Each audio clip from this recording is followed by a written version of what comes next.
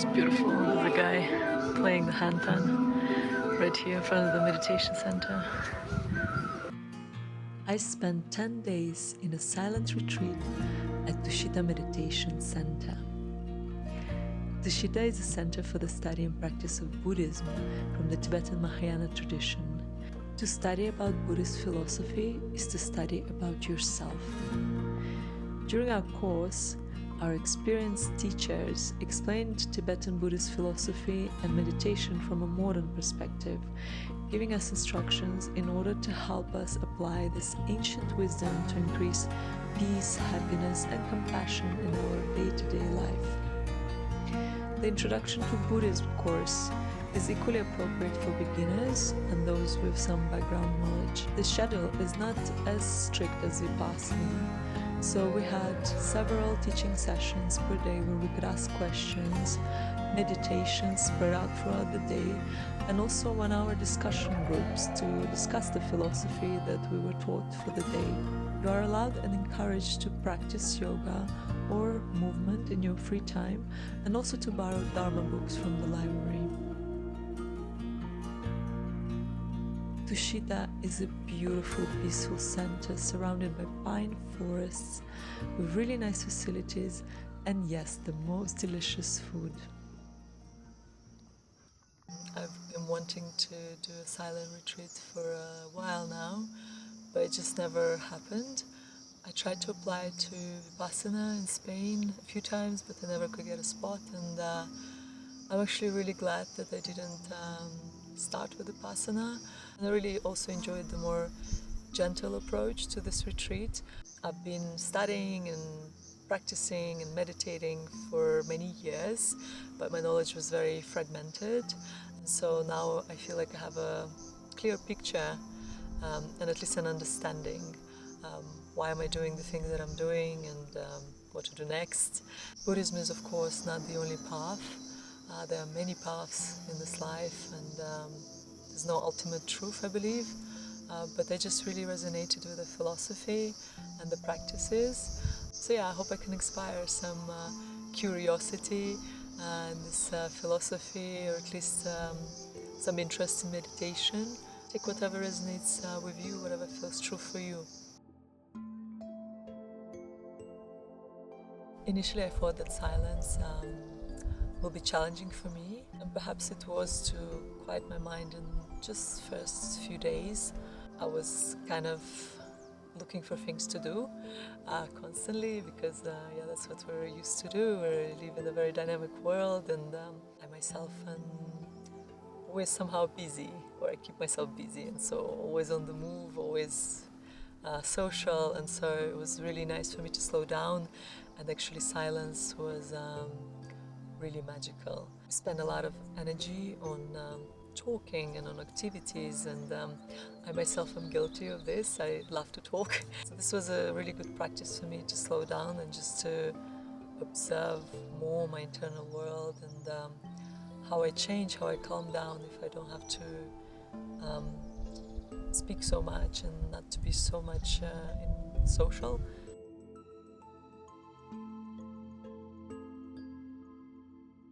This was one of the most impactful practice that we've done. It was quite powerful, not only for me, I think for many people. I've seen people crying. I cried myself. Something my teacher, Glenn, has shared about death. If you think about it, death is the only really certain thing that happens to us, to everything, to everyone. Impermanence. We know for sure that we are all going to die, and we don't like to think about it, and we don't like to speak about it either. And it's scary to remember this, that we're not here forever, yet we live like we know that tomorrow is going to happen, and the day after, and we have this continuity somewhere in the future. And so I found this practice really good at waking up a bit and realizing the preciousness of life, this chance that we have. So this meditation really makes you contemplate um, what is really important for you in your life. If you have only one day to live, if you have a few months to live, what would you be doing? But also it's beautiful because it really makes you understand the preciousness of your life, of time, of who's important in your life, what is it that you want to do on this earth, and also to accept that we are impermanent, the people in our lives are impermanent, and so it makes you really value the present moment, this body, this life that you have, the people in your life, what's important, and really stay anchored in every moment, even if it's just for a few seconds until you forget. A practice, a contemplation that can be done daily or at least often, because our busy lives and our busy minds make us really distracted. So we get into this whirlpool of life and events and things that are happening, and most of the time react impulsively and keep on doing the things that we're just accustomed to be doing. And so this contemplation, even for a few minutes in the morning, maybe writing in your journal, whatever your technique is, or even talking to a friend that's open to discuss this subject of impermanence, is really useful to just always remember what is important for me, what is it that I want to do today. So this daily practice can be like an anchor for you in your life to really remember what is important to you as a person, how you want to behave, how you want to be in this world and with other people, and just keep on reminding yourself and go deeper into the subject until you get to the core.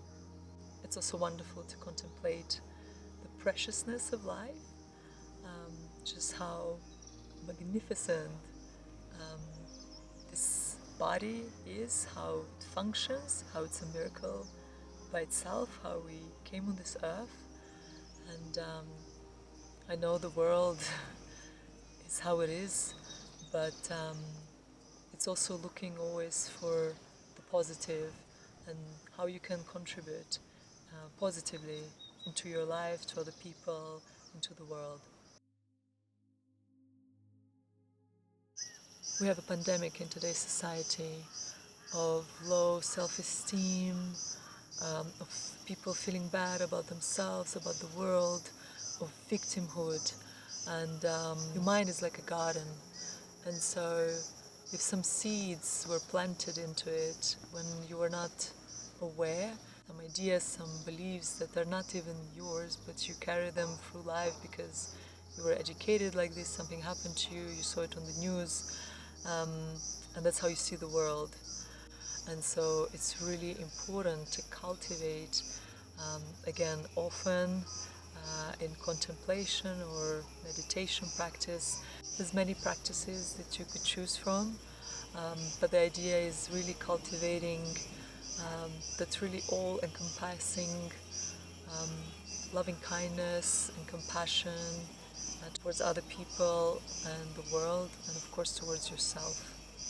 I'll put some links below to share some of the meditations if you're interested in loving kindness and the 4 immeasurables. Suffering, dukkha, and it's a very misunderstood concept in Buddhism, that Buddhists believe that all life is suffering and there's no end to it. Real lasting happiness does not come from chasing our pleasures in life and then not wanting what's unpleasant in life, because we know that pain is inevitable, suffering isn't. There's illnesses, there is aging, and there is death, and everything is impermanent. The material things that we try to accumulate, the things that we just keep on chasing, it's the attachment to those things that creates suffering, because we don't want to let go. And so when we lose them or we don't achieve them, that creates a lot of suffering, a lot of pain for us. And the same with aversion. We don't want pain, we don't want some situations in our lives, something that we consider unpleasant, and so we suffer if we have this in our lives, but sometimes it's inevitable. And also our expectations. So it's this hope and fear cycle. We either hope for the future, for something better to come, for something to accomplish, or we fear that we won't. And so it's a constant cycle, and it's easier said than done, because I operate like this. I'm really analyzing my whole architecture, my foundation of how I see life, and it's time to realize already that running after something, accomplishing more, buying more, becoming more, is not really giving us lasting happiness. If you look at all your life and you think how you always put that reward of happiness in the future, and this if I just keeps on continuing, and it's madness, because we keep on believing this story we tell ourselves. If only I have this, if only I become this, then I will be happy. But this happiness, it really never arrives, or we have this excitement or pleasure for a moment, or even for a few days, a few weeks, but then it's gone. And so lasting happiness resides inside, and it's for you to find out for yourself. And this again is done through practice, through contemplation, through observing your life. One very important thing is that having the intellectual understanding is not the same as actually living it, becoming it your truth.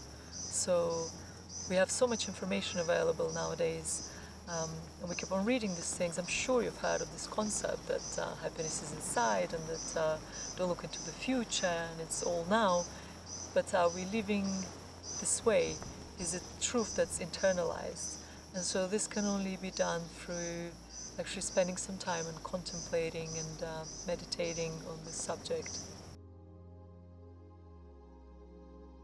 Meditation. And I know we've all heard the benefits of it, and I'm sure a lot of people practice, and I've practiced on and off for many years. Somehow it feels like I never quite understood why I'm doing it. Of course, to quiet my mind, just to observe, but I have a much better understanding now. We have one life, and one precious body, mind, and I believe it's the duty of each of us, and it's also a really interesting journey into your own internal world, into your consciousness, your mind, to explore why is it I'm thinking the things that I'm thinking. Are these really my ideas, my beliefs, or was it said by someone when I was a 5-year-old and I took it as truth? Because a lot of it is. And sometimes it can feel so much and so confusing, because it's a lot. We accumulate all this into ourselves, and it's really, really important, even if you have 5 minutes, 10 minutes, longer if you can, to take some time for contemplation. And there's many techniques, but the main purpose of it is really just to get to know yourself, and who are you, and what are you doing in this world, and for what. And I love the concept in Buddhism that was said by Buddha many times, and it's been repeated constantly to us during our retreat, that we need to question everything. So it's a very experiential philosophy. You have to see for yourself if you want to explore, if you want to accept the philosophy of Buddhism or of anything in this world. Question everything. I finished my retreat with a very clear understanding of why am I doing the things that I'm doing, how much more I want to explore, to study, and with a solid practice and a very strong commitment for myself to practice every day. And again, some days We can be more busy than others. So even a 5-minute attention towards your internal world can really make a difference. Meditation can change your life. There's some monks passing by.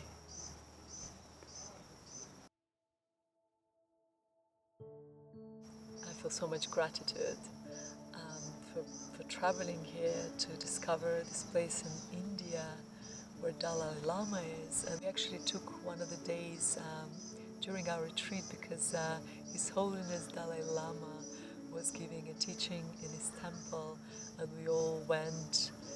I was really mesmerized by his innocence, by his compassion and love that he just emanates towards the world. It was truly a wonderful experience, and we even got a blessed like a string by His Holiness, so it felt really, really special for me. And I would really like to thank from the bottom of my heart everyone at Tushita, the teachers, and the people that I've shared this experience with, because I've made many, many friends afterwards. And if you do have a chance to come to this place to experience it for yourself, then do it. It's a really special experience and it's going to change your life.